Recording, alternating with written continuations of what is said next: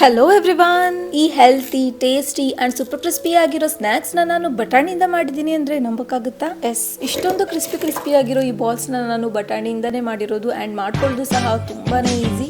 So welcome to desi eat desi love desi. ಹೇಗಿದ್ದೀರಾ ಎಲ್ಲರೂ?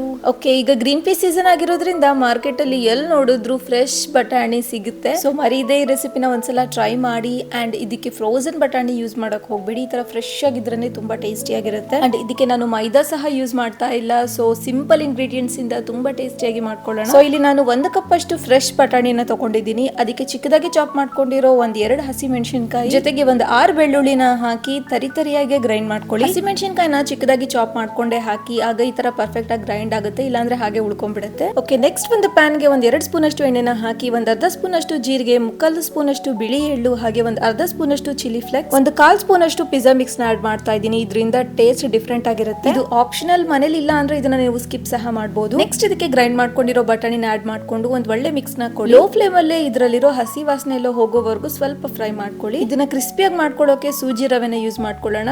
3/4 cup ಅಷ್ಟು ಸೂಜಿ ರವೆನ ತಗೊಂಡಿದ್ದೀನಿ. ಹಾಗೆ 1 ಕಪ್ ಅಷ್ಟು ನೀರನ್ನ ತಗೊಳ್ಳಿ. This is the perfect measurement. 1 cup ಅಷ್ಟು ಬಟಾಣಿಗೆ 1 ಕಪ್ ಅಷ್ಟು ನೀರು, 3/4 ಕಪ್ ಅಷ್ಟು ಸೂಜಿ ರವೆನ ತಗೊಳ್ಳಿ. ಸೊ ಬಟಾಣಿಯಲ್ಲಿ ಹಸಿ ವಾಸನೆ ಹೋದ ನಂತರ ಅದಕ್ಕೆ 1 ಕಪ್ ಅಷ್ಟು ನೀರು ಹಾಗೆ ರುಚಿಗೆ ತಕ್ಕಷ್ಟು ಉಪ್ಪನ್ನ ಆಡ್ ಮಾಡ್ಕೊಂಡು ಒಂದು ಒಳ್ಳೆ ಮಿಕ್ಸ್ ನ ಕೊಡಿ. ಇದಕ್ಕೆ ಅಪ್ರಾಕ್ಸ್ 3/4 ಸ್ಪೂನ್ ಅಷ್ಟು ನೈಸ್ ಉಪ್ಪು ಇಡಿಸುತ್ತೆ. ನೆಕ್ಸ್ಟ್ ನೀರಿನ ಕುದಿ ಸ್ಟಾರ್ಟ್ ಆಗ್ತಿದ್ದ ಹಾಗೆ ಇದಕ್ಕೆ 3/4 ಕಪ್ ಅಷ್ಟು ರವೆನ ಆಡ್ ಮಾಡ್ಕೊಳ್ಳಿ. ಸೊ ಲೋ ಫ್ಲೇಮ್ ಅಲ್ಲೇ ಇದನ್ನ ಚೆನ್ನಾಗಿ ಮಿಕ್ಸ್ ಮಾಡ್ತಾ ಹೋಗಿ. ಅಂಡ್ ಇದನ್ನ ಮಾಡ್ತಾ ನಿಮ್ಮ ಹತ್ರ ಒಂದು ಸ್ಮಾಲ್ ರಿಕ್ವೆಸ್ಟ್, ನೀವೇನಾದ್ರೂ ನನ್ನ ಚಾನಲ್ಗೆ ಹೊಸಬ್ರಾಗಿದ್ರೆ ಪ್ಲೀಸ್ ಈಗಲೇ ಸಬ್ಸ್ಕ್ರೈಬ್ ಮಾಡ್ಕೊಳ್ಳಿ, ಹಾಗೆ ಬೆಲ್ ಐಕನ್ ಪ್ರೆಸ್ ಮಾಡ್ಕೊಳ್ಳಿ. ಸೊ ನೋಟಿಫಿಕೇಶನ್ಸ್ ಬರುತ್ತೆ and you will not miss my any recipes. Pan ಈ ತರ ಬಿಟ್ಕೊಂಡಾಗ ಪರ್ಫೆಕ್ಟ್ ಆಗಿ ಇದು ಆಗಿದೆ ಅಂತ ಅರ್ಥ. ನೆಕ್ಸ್ಟ್ ಈಗ ಇದನ್ನ ಒಂದು ಬೌಲ್ ಗೆ ಟ್ರಾನ್ಸ್ಫರ್ ಮಾಡ್ಕೊಳ್ಳೋಣ.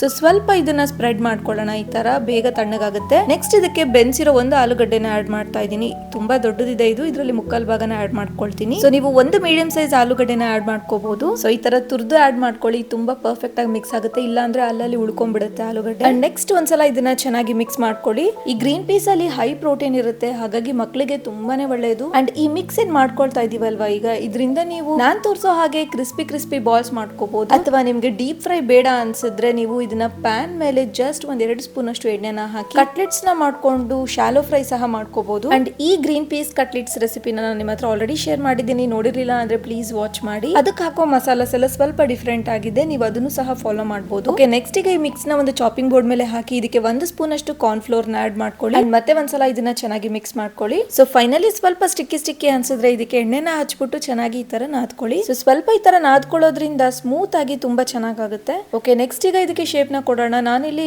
ರೌಂಡ್ ಬಾಲ್ ಶೇಪ್ ಮಾಡ್ತಾ ಇದ್ದೀನಿ. ನಿಮಗ್ ಬೇಕಿದ್ರೆ ನೀವು ಫ್ಲಾಟ್ ಟಿಕ್ಕೀಸ್ ತರ ಸಹ ಮಾಡ್ಕೋಬಹುದು. ನೋಡಿ, ಯಾವ್ದೇ ಕ್ರಾಕ್ ಇರ್ದಿರೋ ಹಾಗೆ ಈ ತರ ಚೆನ್ನಾಗಿ ಮಾಡ್ಕೊಳ್ಳಿ. ಅಂಡ್ ಎಲ್ಲದನ್ನು ಇದೇ ತರ ಮಾಡ್ಕೊಳ್ತೀನಿ. ಅಂಡ್ ಇದನ್ನ ಮಾಡೋಷ್ಟ್ರಲ್ಲಿ ನಿಮ್ಗೆ ಈ ರೆಸಿಪಿ ಇಷ್ಟ ಆಗಿದ್ರೆ ಮರಿದೆ ಒಂದು ಲೈಕ್ ಕೊಡಿ. ಅಂಡ್ ಇದನ್ನ ಇಮಿಡಿಯೇಟ್ ಆಗಿ ಮಾಡ್ಬೇಕು ಅನ್ನೋದೇನು ಇಲ್ಲ, ನೀವು ಇದನ್ನ ಸ್ಟೋರ್ ಸಹ ಮಾಡ್ಕೋಬಹುದು ಫ್ರಿಜ್ ಅಲ್ಲಿ 1 2 ರಿಂದ 3 ದಿನದವರೆಗೂ. ಬೇಕಾದಾಗ ಈ ತರ ಬಾಲ್ ಶೇಪ್ ನ ಮಾಡ್ಕೊಂಡು ಫ್ರೈ ಮಾಡ್ಕೋಬಹುದು. ಸೊ ತಿನ್ಬೇಕನ್ಸಿದಾಗ ಬಿಸಿಯಾಗಿ ಮಾಡ್ಕೊಳ್ಳಿ, ತುಂಬಾನೇ ಸಖತ್ತಾಗಿರುತ್ತೆ. ಅಂಡ್ ಎಣ್ಣೆನ ತುಂಬಾ ಬಿಸಿ ಮಾಡ್ಕೋಬೇಡಿ, ಮೀಡಿಯಂ ಹಾಟ್ ಅಲ್ಲಿ ಎಲ್ಲದನ್ನು ಒಂದೊಂದಾಗೆ ಡ್ರಾಪ್ ಮಾಡ್ಕೊಳ್ಳಿ. ಅಂಡ್ ಲೋ ಫ್ಲೇಮ್ ಅಲ್ಲಿ ಚೆನ್ನಾಗಿ ಇದನ್ನ ಡೀಪ್ ಫ್ರೈ ಮಾಡ್ಕೊಳ್ಳಿ. ಮೀಡಿಯಂ ಅಥವಾ ಹೈ ಫ್ಲೇಮ್ ಅಲ್ಲಿ ಮಾಡ್ಕೊಂಡ್ರೆ ಮೇಲೆಲ್ಲ ಬೇಗ ಬ್ರೌನ್ ಆಗ್ಬಿಡುತ್ತೆ ಅಂಡ್ ಒಳಗಡೆ ಎಲ್ಲ ಬೆಂದಿರಲ್ಲ, ಹಸಿ ಬಿಸಿಯಾಗಿರುತ್ತೆ.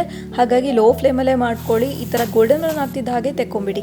ಉಳಿದಿರೋದೆಲ್ಲದನ್ನು ಇದೇ ತರ ಮಾಡ್ಕೊಳ್ತೀನಿ. ಅಂಡ್ ಈ ರೆಸಿಪಿ ನಿಮ್ಗೆ ಏನಾದ್ರೂ ಇಷ್ಟ ಆಗಿದ್ರೆ ಮರಿದೆ ಒಂದು ಲೈಕ್ ಕೊಡಿ. ಅಂಡ್ ಇನ್ನೂ ಸಬ್ಸ್ಕ್ರೈಬ್ ಮಾಡ್ಕೊಂಡಿರ್ಲಿಲ್ಲ ಅಂದ್ರೆ ಪ್ಲೀಸ್ ಈಗಲೇ ಸಬ್ಸ್ಕ್ರೈಬ್ ಮಾಡ್ಕೊಳ್ಳಿ. ರೆಸಿಪಿ ತುಂಬಾ ಇಷ್ಟ ಆಗಿದ್ರೆ ಮರಿದೆ ಸೇವ್ ಮಾಡ್ಕೊಂಡು ನಿಮ್ ಫ್ಯಾಮಿಲಿ ಅಂಡ್ ಫ್ರೆಂಡ್ಸ್ ಜೊತೆ ಶೇರ್ ಮಾಡ್ಕೊಳ್ಳಿ. ಟ್ರಸ್ಟ್ ಮೀ, ತುಂಬಾನೇ ಕ್ರಿಸ್ಪಿ ಆಗಿದೆ, crispy outside and soft inside, ಜೊತೆಗೆ ಟೇಸ್ಟ್ ಮಾತ್ರ ಅಮೇಜಿಂಗ್ ಆಗಿದೆ. Please try and enjoy.